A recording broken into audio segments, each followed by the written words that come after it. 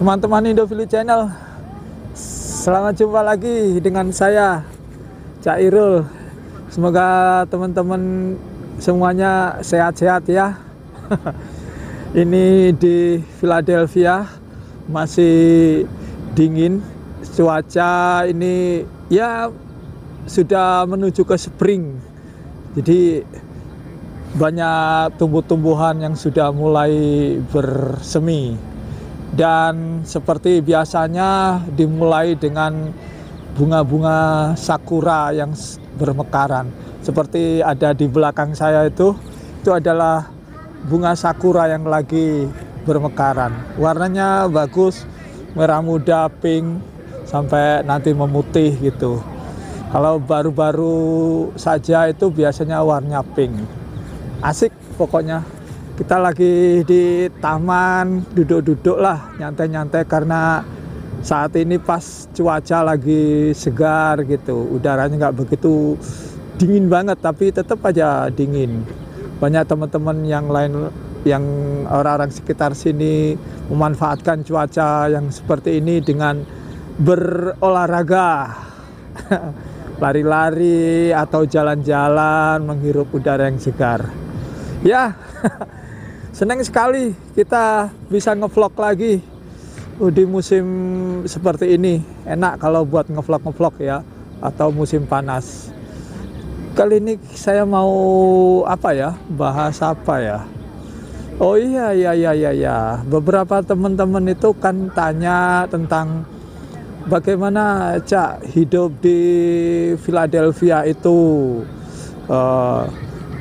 Ya, kita ngomong tentang bukan hanya hidup di Philadelphia saja, tapi bagaimana kita itu hidup di Amerika.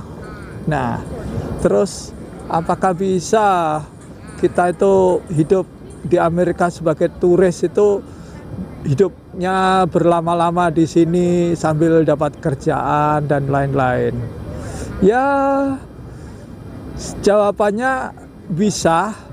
Kenapa saya ngomong begini? Karena berdasarkan pengalaman mulai saya atau teman-teman yang lainnya yang ada di sini ya, teman-teman, terutama teman-teman Indonesia yang ada di Amerika, kebanyakan itu dulu datangnya adalah sebagai turis, pakai visa turis, dan sampai sekarang sudah berpuluh-puluh tahun yang saya jumpai teman-teman yang lain-lainnya itu puluhan tahun.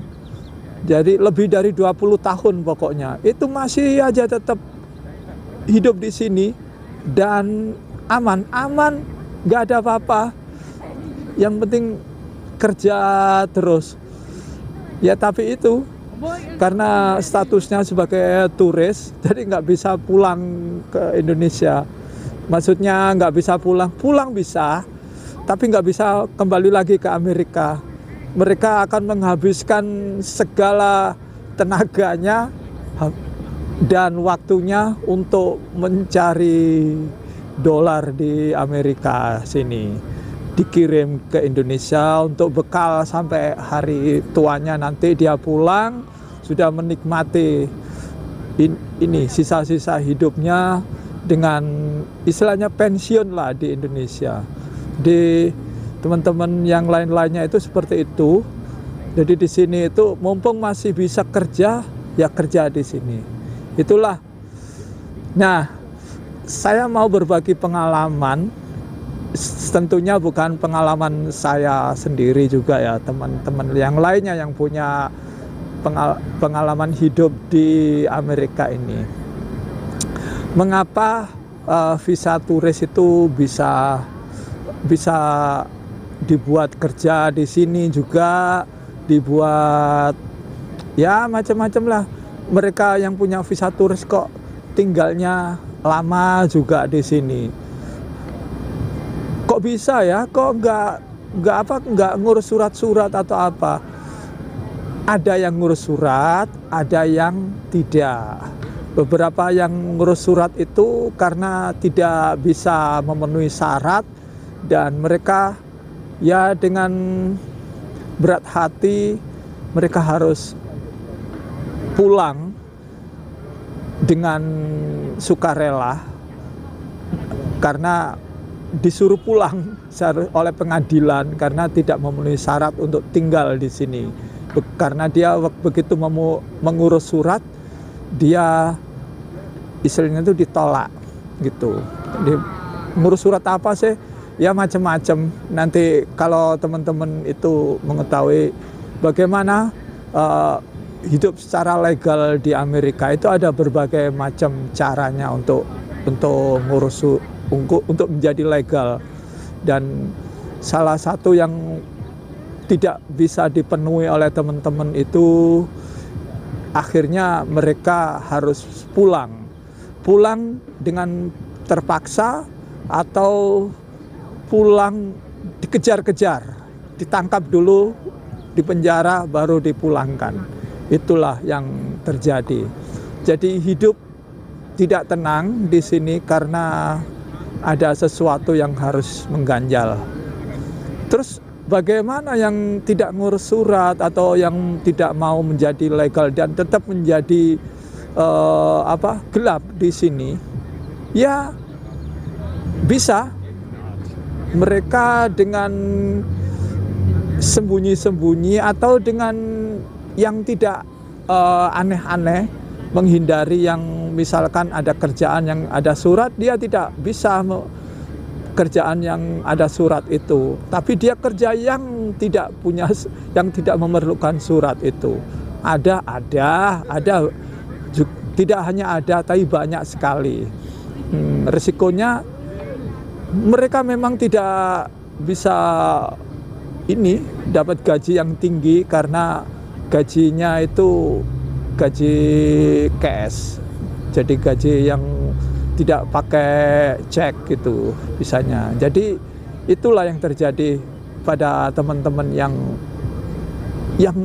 hidupnya di sini lama sampai sekarang masih bergentayangan lah di Amerika karena yaitu dia masih tidak punya surat tapi masih bisa bekerja di sini dan bertahan di sini lama.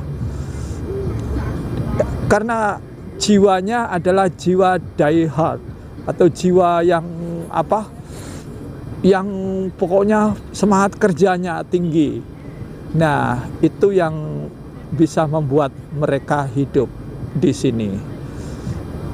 Kata lainnya adalah mereka sudah lulus ujian dengan istilahnya survive di Amerika. Jadi lulus ujian bisa hidup di Amerika. Ingin tahu ujiannya apa? Saya beri ini aja gambaran untuk hidup di Amerika. Saya memberikan kepada teman-teman itu bagaimana cara hidup di Amerika, bagaimana bisa kerja di Amerika. Nah, tapi yang ditangkap dari teman-teman itu adalah kerjanya, kerja. Gimana bisa kerja, begini masuk Amerika pakai visa turis dan bisa kerja. Itu yang ditangkap. Padahal ke Amerika itu tidak itu. Kerja adalah bagian daripada hidup di Amerika. Kalau salah satu bagian, kita itu harus mempunyai semangat atau jiwa survive. Bagaimana hidup survive di Amerika. Pertama, kalau kita ke Amerika itu salah satunya itu harus, ya misalkan kita sebagai punya visa turis dan ingin hidup lama, jadi nggak 6 bulan lah visanya, lama sekali gitu. Maka yang kita harus kenal dulu adalah lingkungan kita, di mana tempat kita tinggal. Kita harus beradaptasi dengan orang-orang Amerika, lingkungannya Amerika. Kita nggak bisa sok-sokan misalkan kamu ras ini, kamu tidak suka dengan ras yang lain-lainnya. Kita harus membaur. Kita tidak boleh resis lah istilahnya itu. Wah, itu orang hitam, orang kulit putih atau Korea itu kejam-kejam gitu. Tidak, karena kita harus menyelami bagaimana teman-teman orang-orang Amerika itu hidupnya bagaimana. Yang jelas orang Amerika itu tidak suka dikepoin, tidak suka urus-urusannya, jadi cuek gitu. Kamu punya urusan ya punya urusan sendiri, saya juga punya urusan sendiri. Tapi mereka akan menghormati kita. Di sini itu hukum yang dijunjung ya. Di kita itu dengan sesama itu ya ramah-ramah aja. Mereka juga akan ramah gitu. Nah, setelah kita tahu, mengerti lingkungan kita, bagaimana memanfaatkan transportasi. Kalau kita tinggal di kota-kota besar, kita harus tahu jalan-jalannya, mengenal lingkungannya, jalannya di mana, kita menggunakan transportasi umum atau privat, misalkan mobil atau apa. Kita harus tahu menuju kemana. Nah, sekarang ada zaman yang sudah canggih, kita bikin ada Google gitu. Kita tujuannya kemana, kita harus tahu alamat, terutama alamat tempat tinggal kita. Kita harus tahu kita mau kemana, tujuan kemana, bagaimana cara menuju ke sana. Kita harus menggunakan transportasi umum, misalkan naik subway, naik bus, atau Uber, Lyft. Kalau di Indonesia mungkin namanya beda ya, Grab gitu ya, gitu. Kita di sini ada Uber, ada Lyft. Nah, kita harus mengerti itu, memanfaatkan itu. Bagaimana cara membeli tiketnya, membeli transpassnya. Jadi pas kita harus mempunyai kalau masuk bus itu harus mempunyai kartunya, tidak harus cash atau punya uang itu. Kita harus ada kartu khusus untuk masuki bus itu, dan kartu itu harus diisi, ada uangnya, misalnya saldonya gitu lah. Itu salah satunya. Ada beberapa setelah mengenal lingkungan, kemudian mengenal bagaimana memanfaatkan transportasi, kemudian kita harus bagaimana cara mencari kerjanya. Mencari kerjanya itu ada bisa melalui sosial media atau kayak Facebook, Instagram atau kumpulan-kumpulan dari teman-teman yang sudah mempunyai grup-grup di Facebook atau grup WA, grup Instagram yang memberikan informasi kerja, terutama untuk orang-orang kita ya, orang Indonesia. Itu ada grup-grupnya. Kemudian ada juga kita memanfaatkan cellphone atau hubungan dari teman ke teman, minta ada nggak agensi atau teman-teman yang bisa berikan kerjaan. Kalau di Philadelphia itu ada beberapa teman-teman yang mempunyai staffing company itu memberikan jasa layanan kerja. Kamu harus telepon satu persatu ke teman-teman yang memberikan kerjaan itu. Jadi kalau mereka ada kerjaan pasti diberi, kalau nggak ada mungkin disuruh nunggu atau waiting list atau apalah gitu. Tapi jangan berhenti di situ saja. Teman-teman harus aktif. Jalan-jalan ke kota atau kemana, ke tempat-tempat lain, itu door to door mencari informasi kerja. Jangan sungkan-sungkan. Langsung misalkan ketok-ketok ke setiap toko atau deli atau yang ada ngomong ada kerjaan, ada gitu buat saya gitu. Pasti ditanyain kan, kamu punya surat? Saya nggak ada surat-surat. Oh nggak bisa, saya membutuhkan yang punya surat. Ya tinggal cari yang lainnya. Ada pekerjaan saya nggak ada surat. Oh ya, kamu mau kerja di bagian belakang ini, ambil aja, minta gajinya berapa per jamnya itu. Nah, dari situ barulah Anda berpengalaman bagaimana mencari kerja. Kalau nggak cocok lagi, keluar, cari kerja lainnya itu.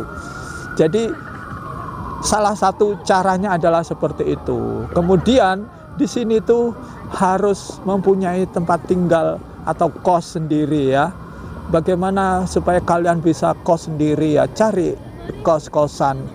Kalau saya pengalamannya ada di Philadelphia, jadi kos-kosan itu ya harus tanya kepada teman-teman yang ada sekitar Philadelphia itu. Jadi beberapa orang-orang Indonesia terutama itu dia menyewakan rumahnya itu, di kamar-kamarnya itu ada yang kamar kosongnya itu disewakan untuk teman-teman yang mau kos di situ. Nah, di Sydney banyak sekali. Nah, ada bisa kos di teman-teman itu. Nah, di orang-orang Indonesia itu maksudnya. Jadi kira-kira berapa harga kosnya? Nah, harga kosnya itu enggak itu standar untuk wilayah kita saat ini ya. Saat ini untuk satu kamar rata-rata itu sekitar 450-an nah gitu. Untuk satu orang, untuk berdua mungkin karena harus tambahan utility dan maintenance ya, perawatan, jadi mungkin bisa sampai 600 sampai 650 gitu per kamar, diisi 2 orang. Biasanya itu untuk suami istri atau teman gitu ya. Jadi itu biaya-biaya kosnya. Terus kemudian biaya makan-makannya. Iya, biaya makan itu harus sendiri.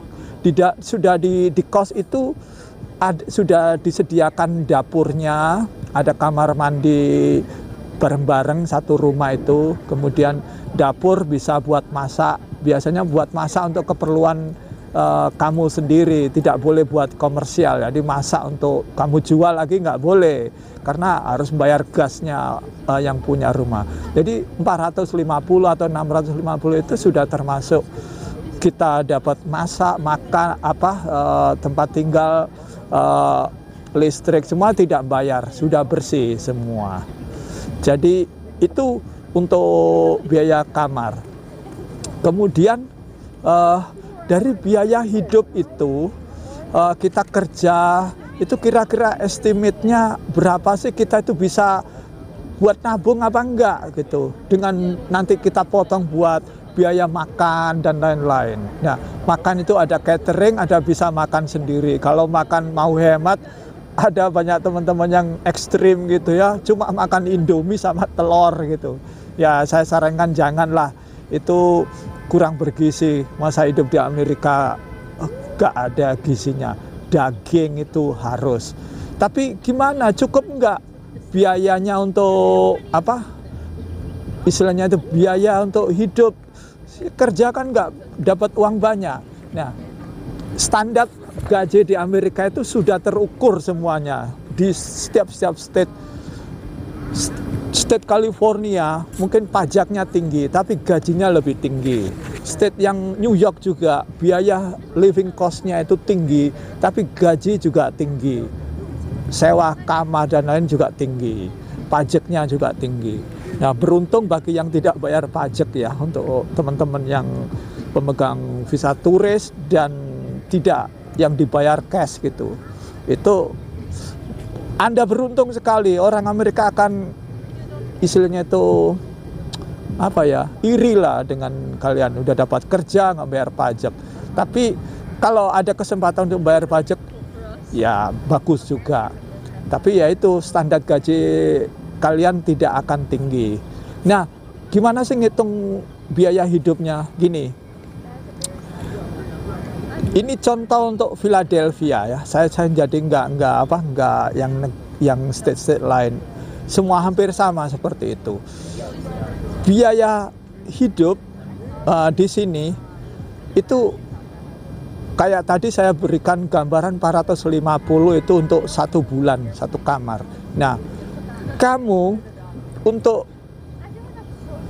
gajian 1 minggu atau paling ekstrimlah 10 hari, gajian kamu dalam 1 minggu atau 10 hari itu bisa buat living cost dalam 1 bulan di sini, di mana, di Philadelphia, atau mungkin di state lain hampir sama.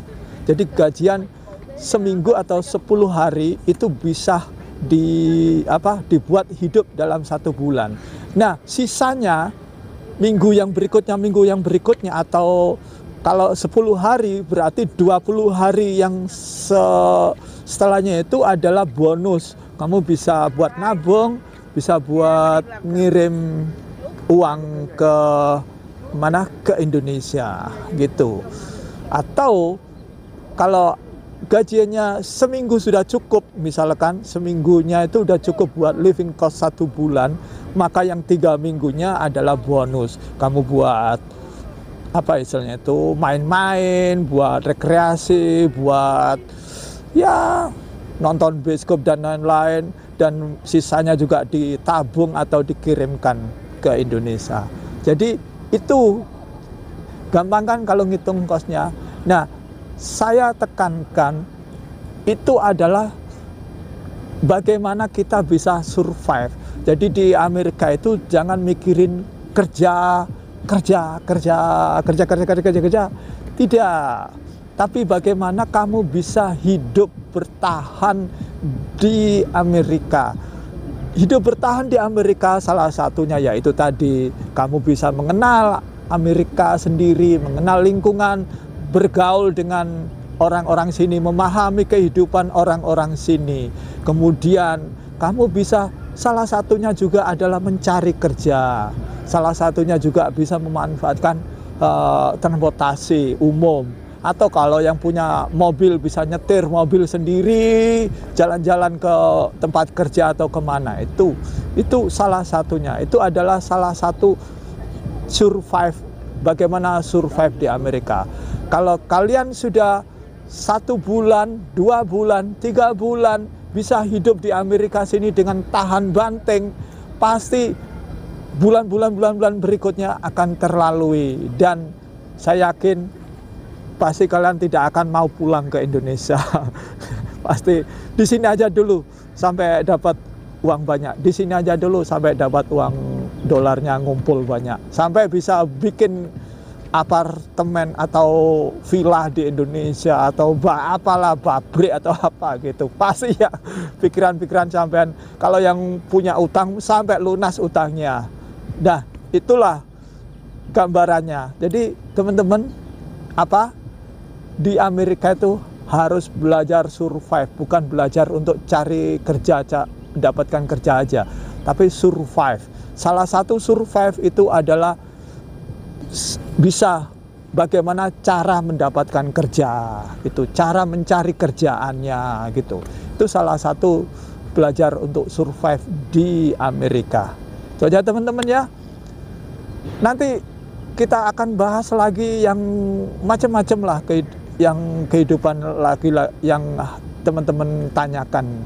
Jadi untuk saat ini, karena ini adalah bulan puasa, saya harus buka puasa di masjid. Jadi saya cukupkan di sini, kita sambung lagi di video selanjutnya ya. Untuk teman-teman yang lagi berjuang mendapatkan kertas putih atau goal lolos visanya, saya berdoa mudah-mudahan semuanya goal mendapatkan kertas putih atau lolos visanya. Dan yang masih berusaha, masih untuk apply dan lain-lain, ya kita harus belajar. Ada di YouTube saya ya, belajar untuk bagaimana lolos visanya, bagaimana, atau diikuti di grup-grup Telegram yang sudah kita buat di grup Telegram Indofili Channel. Bergabung saja di sana. Di sana ada beberapa teman yang dengan sukarela memberikan informasi. Tidak pelit kok teman-teman, memberikan informasi belak-belakan semua. Mereka yang alami, mereka yang sudah pernah lolos dan lain-lain akan dikasih tip-tipsnya. Jangan ragu-ragu pokoknya. Kalau nggak tahu tanya gitu. Terus bagi teman-teman yang sudah siap mau berangkat, siapkan diri mental kalian bahwa kerja di sini tidak seperti kerja di Indonesia yang bisa duduk-duduk dan yang gitu-gitu ya. Rata-rata kerja di sini harus kuat berdiri minim 8 jam. Berdiri ya. berdiri, itu kerja sambil berdiri, nggak ada kerja. Misalnya di restoran kerjanya harus berdiri semua, nggak ada duduk-duduknya gitu. Duduk paling istirahat untuk makan gitu. Jadi kuat berdiri. Jadi siapkan mentalnya serta fisiknya. Kalau teman-teman yang mentalnya ya agak manja, agak gitu, hajar aja. Aku harus kuat, harus berani. Kalau mau tinggal di Amerika dengan sukses. Itu aja teman-teman ya. Terima kasih. Semoga teman-teman diberikan kesuksesan baik yang ada di Indonesia maupun yang di Amerika. Dan tetap sehat. Salam dari Indofili. Yang belum subscribe, ayo di Indofili. Oke, bye-bye. Halo teman-teman, jangan lupa subscribe, like, and share Indofili Channel.